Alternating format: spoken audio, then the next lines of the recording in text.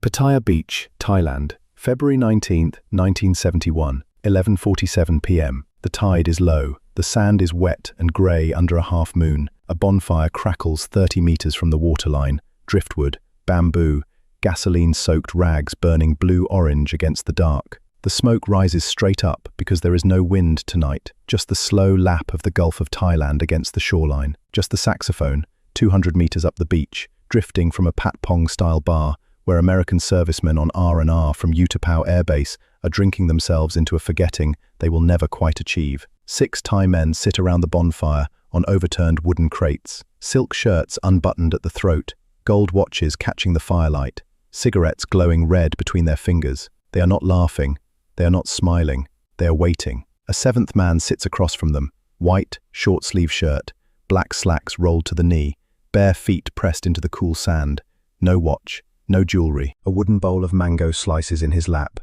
His name is Bruce Lee. He has been in Thailand for 6 days. He has not slept more than 4 hours on any of them.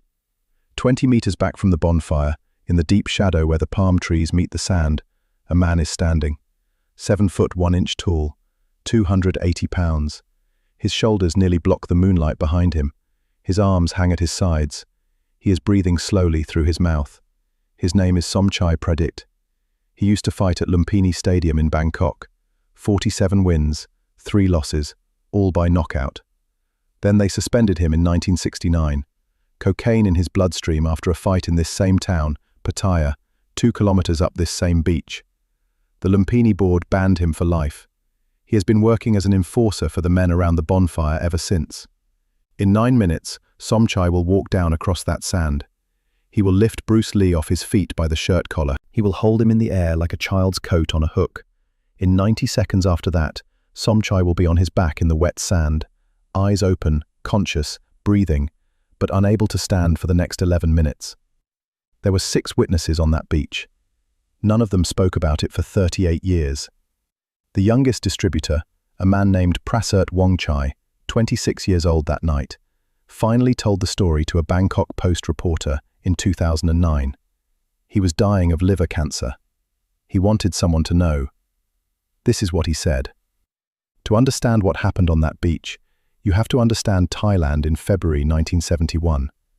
The country was a war machine wearing a smile. The Vietnam War was 4 years from its end, but the bombs were still falling on Hanoi every night. 6 American air bases ringed Thailand: Utapao, Korat, Udon, Takli, Nakhon Phanom, Ubon. 46,000 US servicemen were stationed across the kingdom. The Thai economy had quietly transformed itself between 1965 and 1971 into a hospitality machine for a foreign army that did not yet know it was losing. Pattaya had been a quiet fishing village in 1959, 6 fishing boats, 200 families, wooden longtail boats hauling in mackerel at dawn.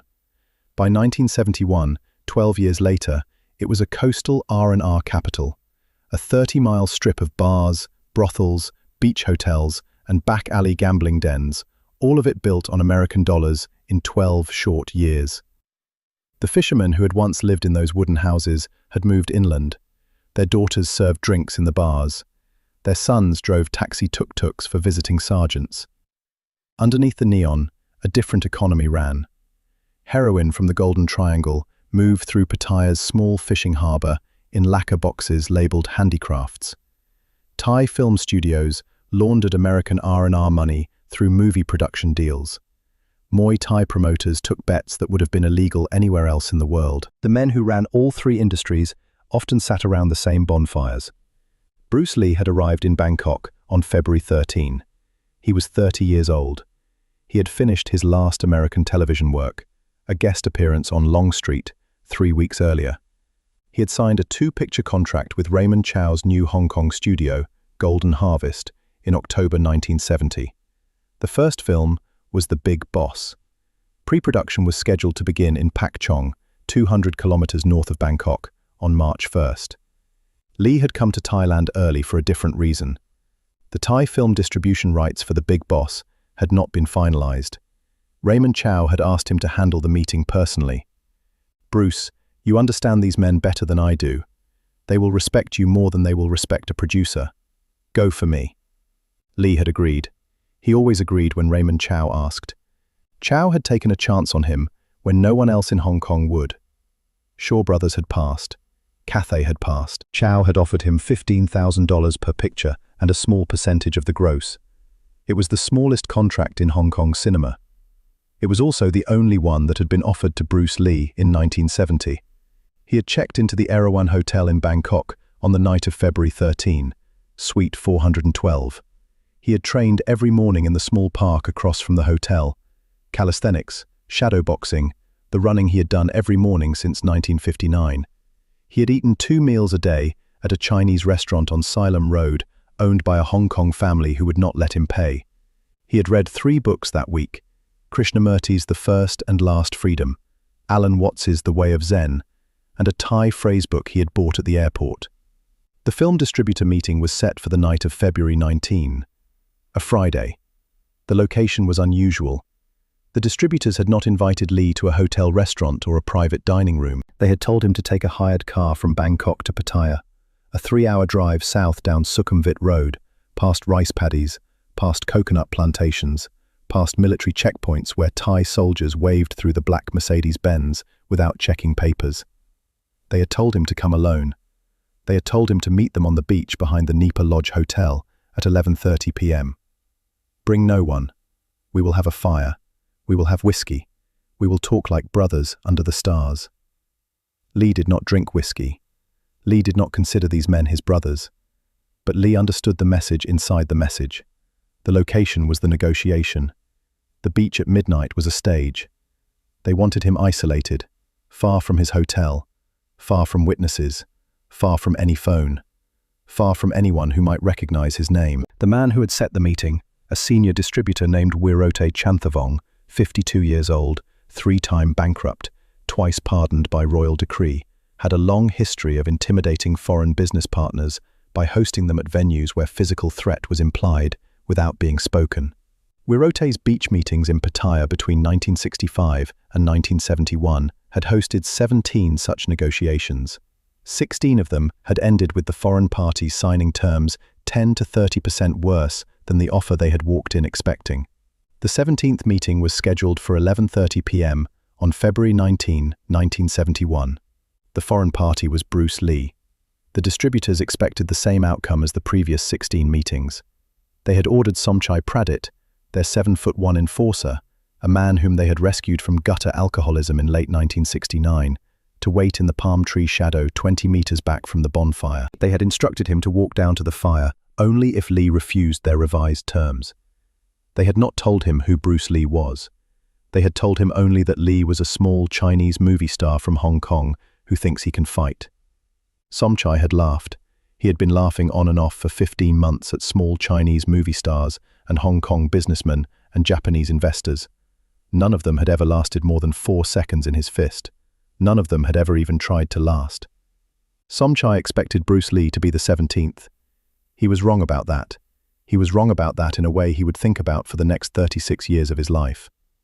Somchai Pradit had been the kind of large that frightened Thai mothers since he was 7 years old. He was born on April 8, 1944, in the Isan region of northeastern Thailand, a rice farming village called Ban Non Sang, 90 kilometers from the Laotian border. His mother was 4'11". His father was 5'6". The village monks said the gods had made a mistake when they delivered Somchai into the wrong family.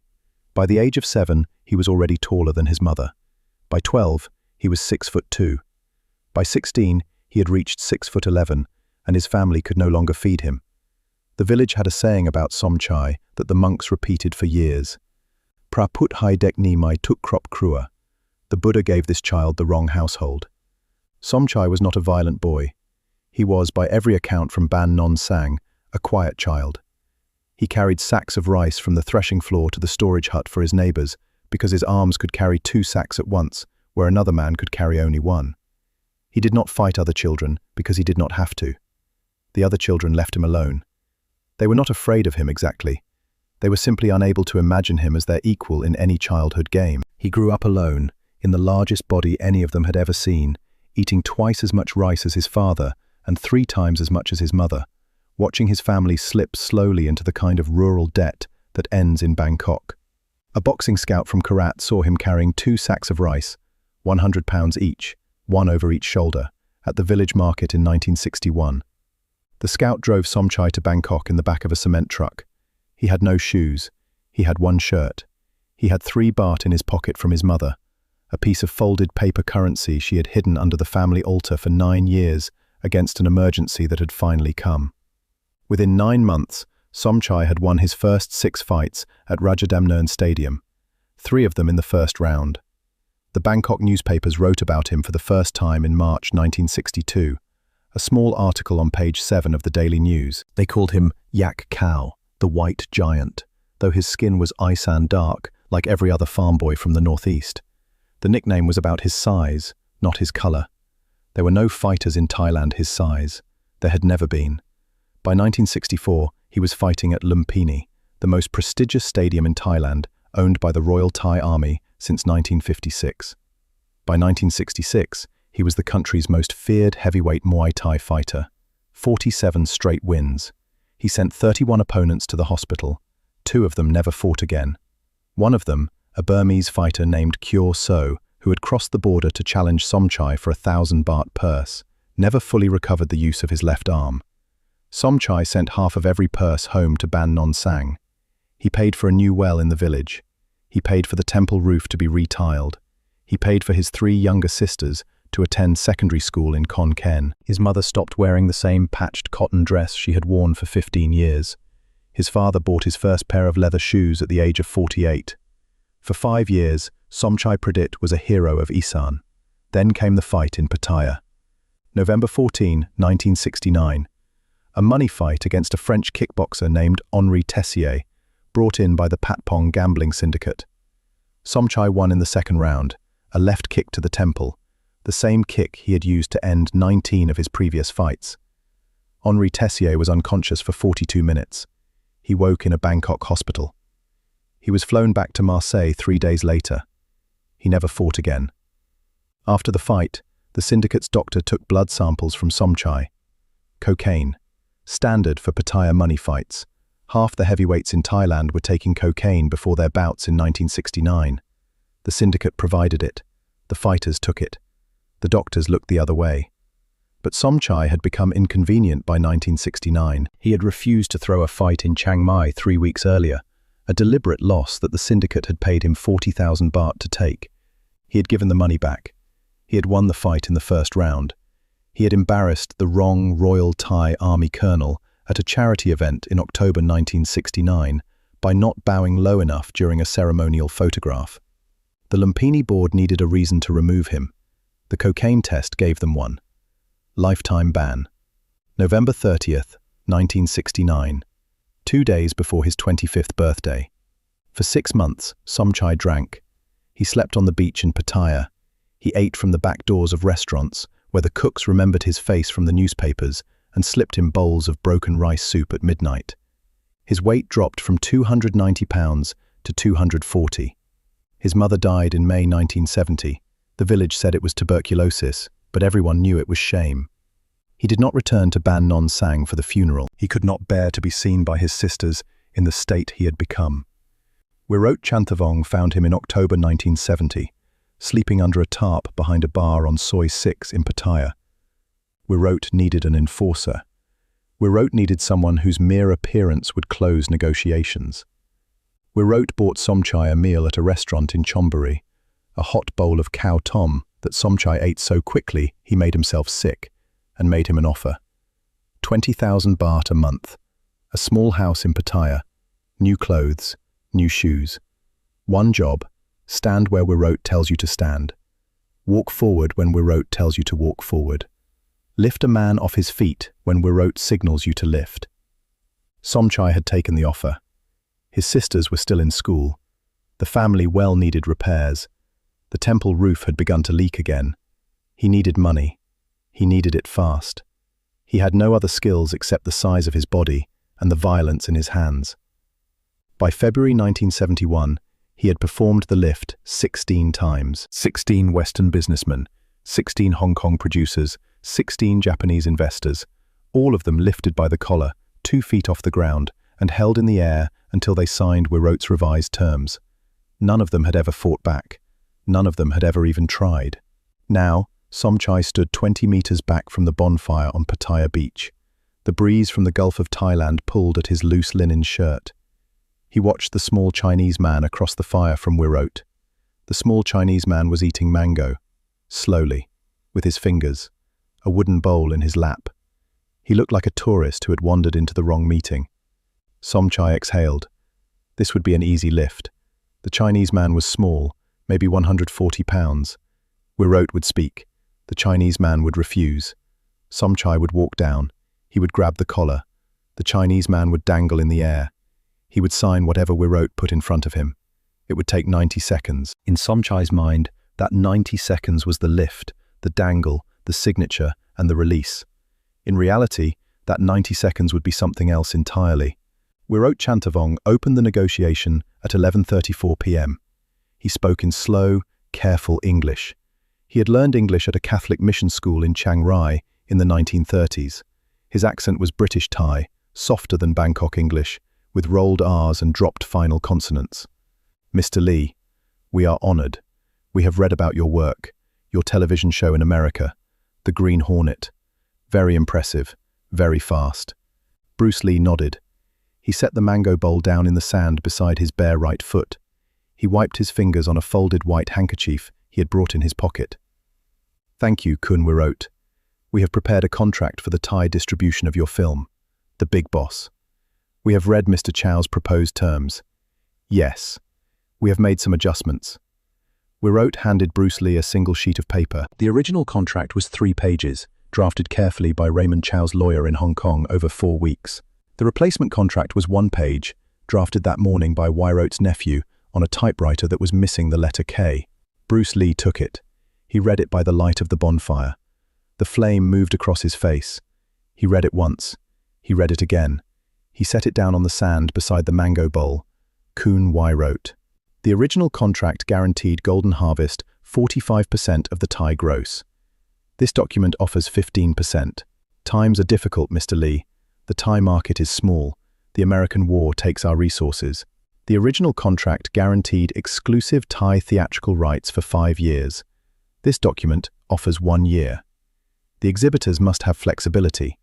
The original contract guaranteed a Thai language dubbing budget of 200,000 baht. This document offers nothing. We have many talented voice actors who will work without payment for the honor of your film. Bruce Lee picked up the paper again. He folded it once. He folded it twice. He set it back down on the sand. Kun Wirot, Mr. Chow asked me to handle this meeting personally because he trusts my judgment. My judgment is that this contract is not acceptable. The 5 distributors went very still around the bonfire. The driftwood crackled. The saxophone from the bar 200 meters up the beach kept playing.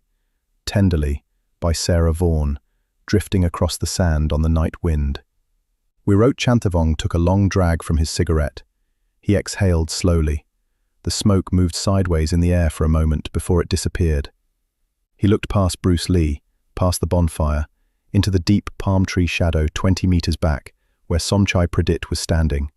He gave a single nod. Somchai began to walk forward. His footsteps in the sand were heavy but quiet, the way a man's footsteps go quiet when he weighs 280 pounds and walks on a surface that yields. The first 3 steps left full impressions in the wet sand. The next 5 left deeper ones.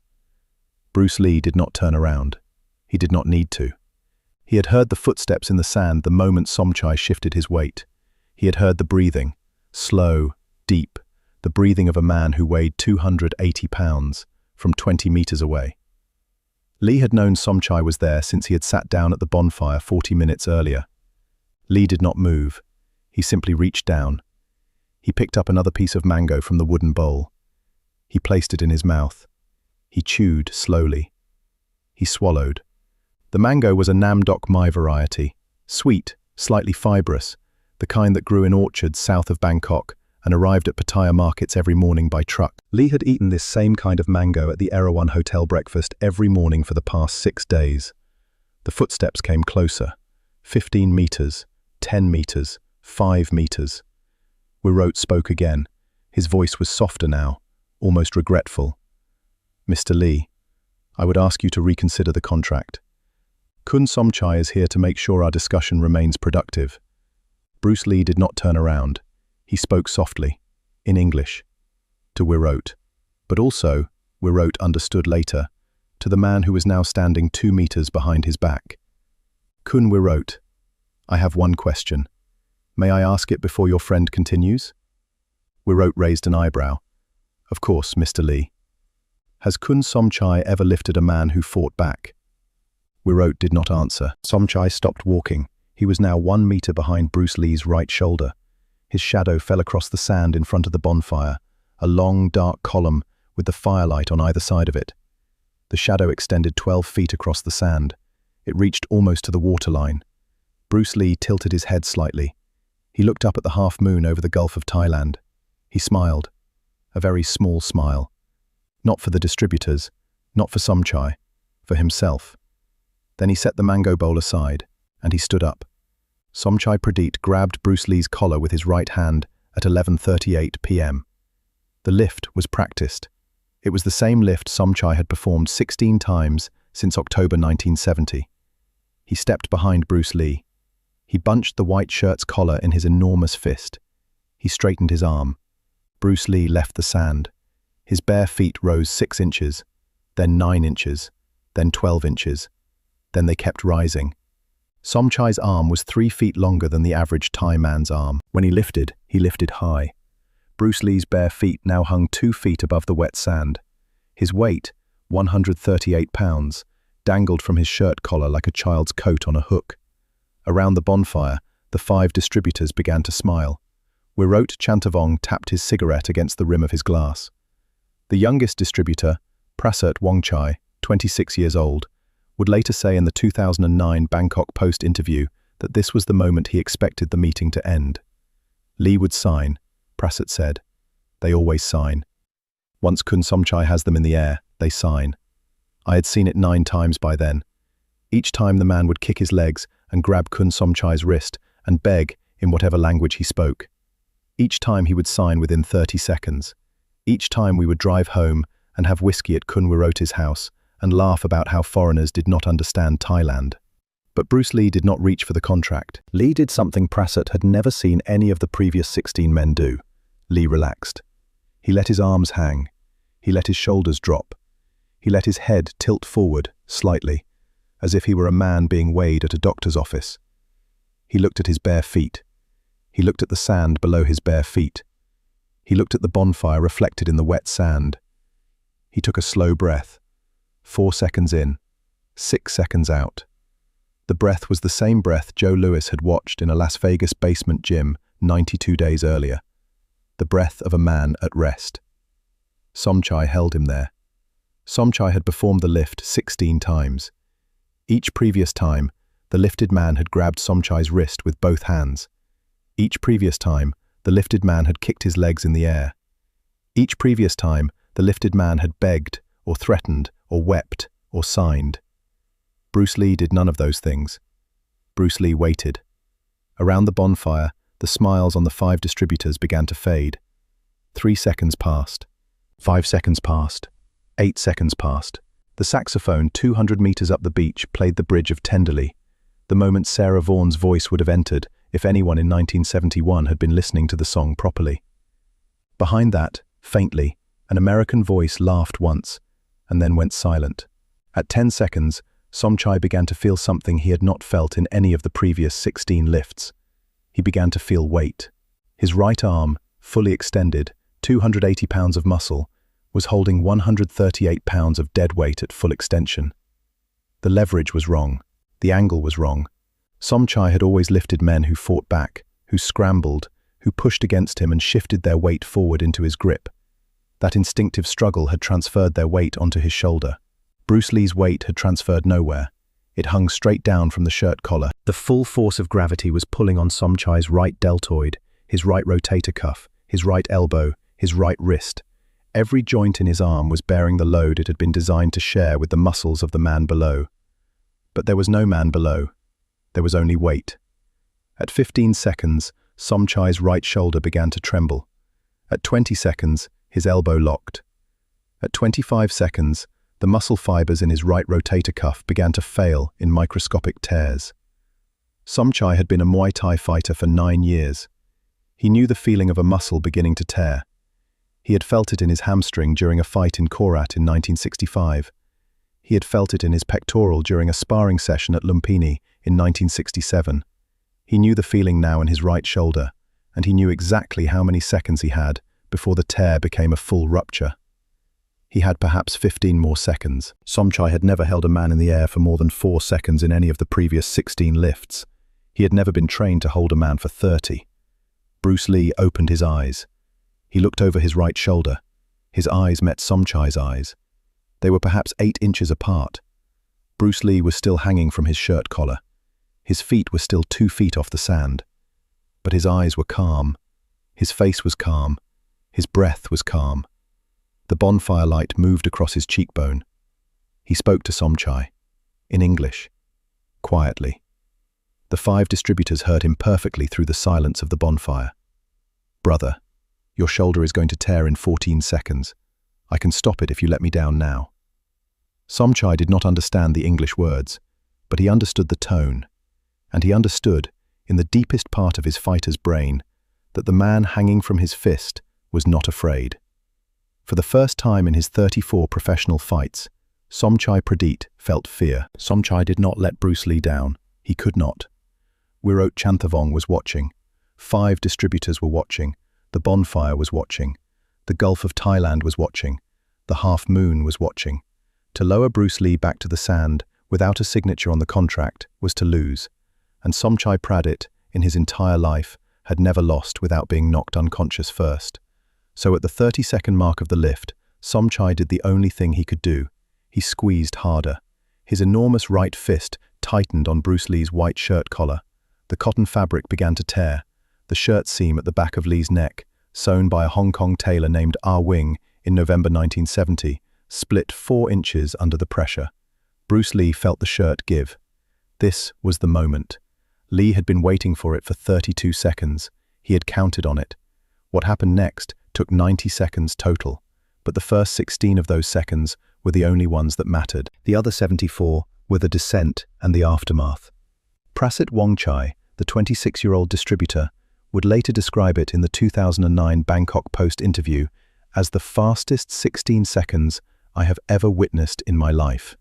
He said it 3 times in the same interview. He said the second time it was the fastest 16 seconds. He said the third time he was certain there had been no such 16 seconds in any other moment of his life, not before, not since. This is what happened. Second one. Bruce Lee twisted his hips 90 degrees to the right. The motion was small, perhaps 8 inches of rotation, but it shifted his entire body weight onto a horizontal axis.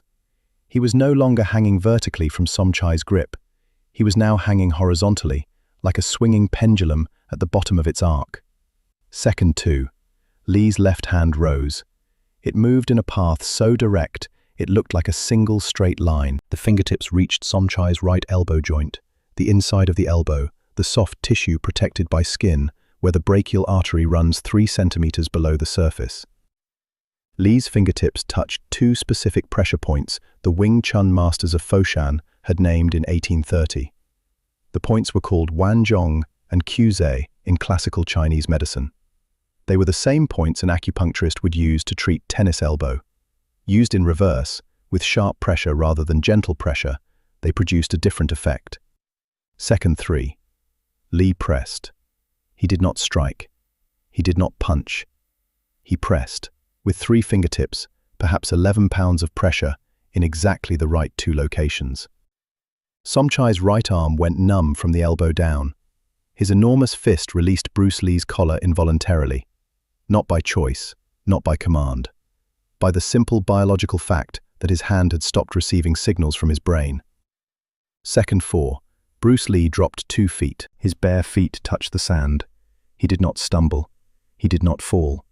He landed in a perfect horse stance, knees bent, weight centered, hands ready. His head was now level with Somchai's chest. The bonfire was now directly behind Lee's back. The light made him a silhouette to the 5 distributors. Second 5. Somchai's right arm hung uselessly at his side. He could not yet feel it. He looked down at Bruce Lee with eyes that had begun, finally, to understand what they were seeing. He swung with his left hand. It was a hook punch, 280 pounds of body mass behind it, the kind of punch that had ended 31 of Somchai's 47 Lumpinee victories. In any Muay Thai fight Somchai had ever fought, this punch would have ended the fight. It had never missed. Second 6. Bruce Lee was no longer in the punch's path. He had moved approximately 4 inches to his right. The punch passed through the air where his head had been a quarter second earlier. The breeze of the missed punch ruffled the hair on the right side of Lee's head. Lee's head did not move when the breeze touched it. He had already accounted for the breeze. Second 7. Lee's left hand caught Somchai's left wrist on the follow-through. Not strongly. A light, almost gentle, redirecting touch, the kind a Wing Chun teacher uses on a student. The touch added perhaps 3 degrees of additional rotation to the punch's trajectory. Second 8. That 3 degrees was enough. Somchai's punching arm, fully committed, 280 pounds of momentum, was now traveling on a path that took it across his own body. His own shoulder rotated past its center line. His own hip followed his shoulder. His own knee followed his hip. Second 9. Lee tapped Somchai's lower back with his right palm. A single touch. The force was not significant. The angle was. The palm tap landed exactly at the L4 vertebra, the structural pivot point of the human spine. It was the same point that a chiropractor uses to assist a patient's spinal rotation. Used in reverse, at the moment of maximum forward momentum, it produced a different effect. Somchai's body, already rotating from the redirected punch, kept rotating. Second 10. Somchai's feet left the sand for the first time in his life as a fighter. Second 11. Somchai was airborne, horizontal, 2 feet above the ground. His own momentum had carried him 3/4 of a full revolution. He could see the bonfire upside down. He could see the half-moon below him. He could see Wirot Chantavong's face frozen in the firelight, eyes wide, cigarette falling from his lip into the sand. Second 12. Somchai's back hit the wet sand of Pattaya beach.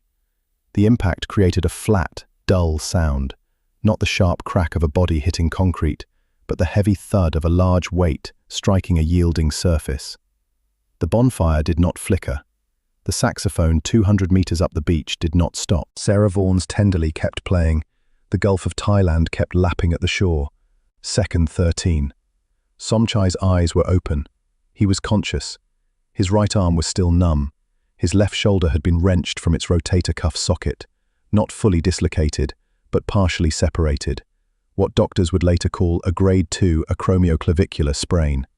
He could not stand. Not now. Not for the next 11 minutes. Second 14. Bruce Lee was already standing over him. Lee's face was calm. His breath was unchanged from the breath he had taken when Somchai had first lifted him. His hands hung at his sides. He looked down at the 7'1" giant on the sand and spoke quietly, in English. "Stay down, brother. Your shoulder will heal if you stay down. If you stand up, it will not." Second 15. Somchai understood, again, the tone if not the words. He nodded. Once. Almost imperceptibly. Second 16. Bruce Lee turned away from Somchai. He walked the 4 steps back to the bonfire. He sat down on his wooden crate. He picked up the mango bowl. He picked up another slice of mango. He placed it in his mouth. He chewed. The 5 distributors had not moved. The cigarette in Wirot Chantavong's hand had burned down to the filter. The ash was 3 centimeters long. It fell into his glass of whiskey. He did not notice. Seconds 17 through 90. Bruce Lee finished the slice of mango. He wiped his fingers on the white handkerchief. He looked up at Wirot. He spoke, quietly, in the same calm voice he had used at the start of the meeting. "Kun Wirot, I would like to discuss the original contract now. 45% of Thai gross, 5 years exclusive theatrical, 200,000 baht dubbing budget, Mr. Chow's terms." Wirot Chantavong did not speak. He simply nodded. Prasat Wongchai stood up. He walked the 8 meters to the parked Mercedes-Benz at the top of the beach, opened the trunk, and retrieved the original 3-page contract from his briefcase. He brought it back to the bonfire. He placed it in front of Bruce Lee. Bruce Lee read it once. He nodded. He signed. Wirot Chanthavong signed. The remaining 4 distributors signed in silence. Somchai Pradit, on the wet sand 20 feet behind them, watched the half-moon over the Gulf of Thailand and did not move. The whole exchange, from the moment Somchai's hand had first closed on Lee's collar to the moment Wirot had signed the original contract, had taken 11 minutes and 43 seconds. The fight inside it had taken 16. At 11:54 p.m., Bruce Lee stood up from the wooden crate. He thanked Wirot Chanthavong for the meeting. He thanked the 5 distributors for their time. He picked up his folded handkerchief. He put on his shoes, black canvas slip-ons he had left at the edge of the sand. He walked the 40 meters across the beach to the asphalt road where his hired car was waiting. Before he reached the car, he stopped. He turned around. He walked back to where Somchai Pradit was still lying on the sand. Somchai watched him approach. The 7'1" giant was now afraid in a way he had not been afraid since he was 7 years old. He did not move. He could not have moved. His left shoulder was on fire. His right arm was numb to the wrist. His back ached from the impact of the throw. His neck was twisted at an angle that made breathing slightly harder than it should have been. Bruce Lee knelt beside him. He spoke softly in English. Somchai did not understand most of the words, but he understood 3 of them. Brother, hold still. Lee placed his right hand on Somchai's left shoulder. He felt for the displaced joint. He found it. He pressed in 3 specific locations, the same kind of small, precise pressures he had used to numb Somchai's right arm 14 minutes earlier, but in reverse. There was a small, wet click. The shoulder seated back into its socket.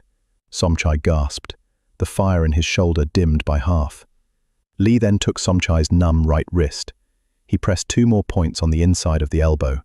Within 30 seconds, sensation began returning to Somchai's fingers. By the end of 2 minutes, Somchai could close and open his right fist again. Lee stood up. He looked down at Somchai for a long moment. Then he reached into his pocket. He took out a small folded piece of paper. He pressed it into Somchai's still tingling right hand. He spoke 7 words. Find me in Hong Kong. I teach. Bruce Lee turned. He walked back to the asphalt road. He got into the hired car. The car drove north, back toward Bangkok, 3 hours through the dark. Somchai Pradit lay on the sand for 9 more minutes. When he finally stood up, the bonfire had burned down to embers. The 5 distributors were gone. The Mercedes-Benz was gone. The saxophone 200 meters up the beach had stopped playing. The bar was closing. Somchai stood alone on Pattaya beach. He unfolded the small piece of paper Bruce Lee had pressed into his hand. It was a printed business card. In English on one side, in Chinese characters on the other side. In the lower right corner, a Hong Kong address. 41 Cumberland Road, Kowloon Tong. Bruce Lee's home. Somchai folded the card.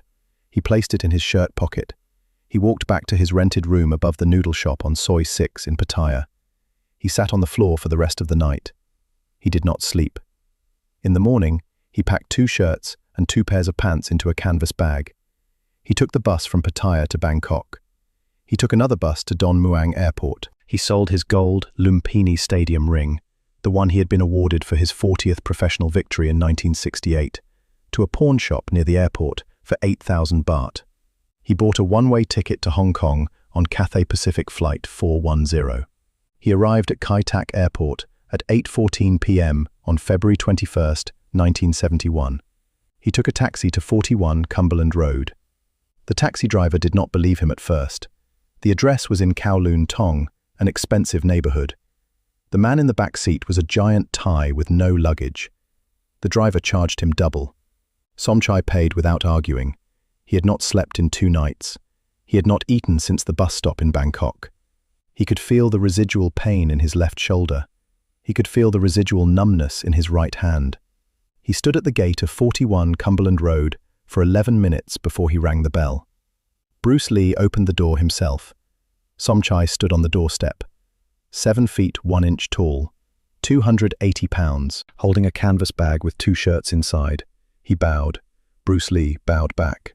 For the next 43 days, until Lee left for Pak Chong on April 5th to begin shooting The Big Boss, Somchai Pradit lived in the small guest room above the garage at 41 Cumberland Road. He trained with Bruce Lee every morning at 5 a.m. He learned Wing Chun footwork. He learned the centerline theory. He learned the small, precise pressures that Lee had used to numb his arm on Pattaya beach. He learned, slowly, in fragments of English and demonstrated technique, what Lee had meant when he had said, "brother." Linda Lee, Bruce's wife, fed Somchai every night at the family table. Their son, Brandon, who was 5 years old that spring, sat in Somchai's lap once a week and asked him questions about Thailand that Somchai could not understand and that Linda translated through laughter. Somchai did not become a great Wing Chun fighter. He was too large. His structure was wrong for the system, but he became something else. He became a man who had been seen. And for a man who had spent 15 months as a Wirot Chanthavong enforcer, being looked at, but never seen, that mattered more than any technique he could have learned. When Bruce Lee left for Pak Chong on April 5, 1971, Somchai returned to Bangkok. He did not return to Wirot. He did not return to enforcement. He used the remaining money from his Lumpinee ring to open a small Muay Thai gym in Pattaya, 20 meters from the same beach where Bruce Lee had set him on his back. The gym is still there. It is now run by Somchai's grandson. Above the front door, framed in glass, is a small printed business card. 41 Cumberland Road, Kowloon Tong. Bruce Lee never spoke publicly about the night on Pattaya Beach. He did not write about it in his notebooks. He did not mention it to Linda. He did not tell the story to James Coburn or Sterling Siliphant or Raymond Chow. The contract he had signed with Wirot Chanthavong became the standard Thai distribution deal for The Big Boss, the film that, when it premiered in October 1971, became the highest-grossing foreign film in Thai history. Wirot Chanthavong died in 1986. He had cirrhosis of the liver and emphysema, and 3 failed marriages, and 1 estranged son who refused to attend the funeral.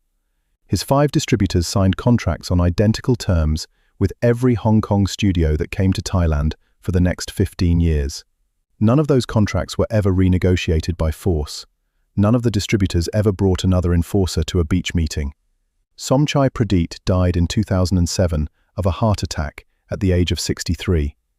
He was teaching a class of 9-year-old Muay Thai students at his Pattaya gym when he collapsed. The students said he had been demonstrating a footwork drill, a small, sliding step the Wing Chun masters had named in 1830, and which Bruce Lee had taught him on the morning of March 11, 1971. He did not regain consciousness. The youngest student, a 7-year-old girl named Ploy, sat next to him on the floor for 30 minutes until the ambulance arrived.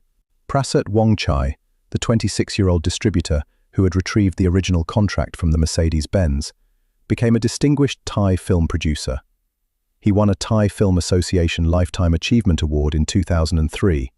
He died of liver cancer in March 2009, 3 weeks after giving the Bangkok Post interview that finally broke the story.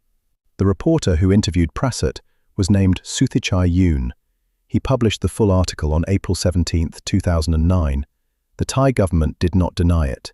The 5 surviving witnesses, by then only 2, did not deny it. The Bruce Lee Foundation did not confirm it, but did not deny it either. The article is now available in the Bangkok Post archive. It is titled, simply, The Beach.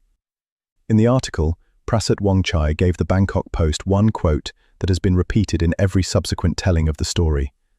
"We thought we had brought a giant to break a small man. We did not understand that the small man was the giant. The man we had brought was only large." The half-moon still rises over the Gulf of Thailand on February 19 every year. The bonfire site on Pattaya Beach has been paved over since 1996. A beachfront resort now stands on the spot where Wirot Chanthavong's distributors signed Bruce Lee's contract. The lobby is air-conditioned. The bar plays Sarah Vaughan from a digital sound system at low volume. But 2 kilometers up the beach, in a small gym owned by Somchai Pradit's grandson, the framed business card is still there.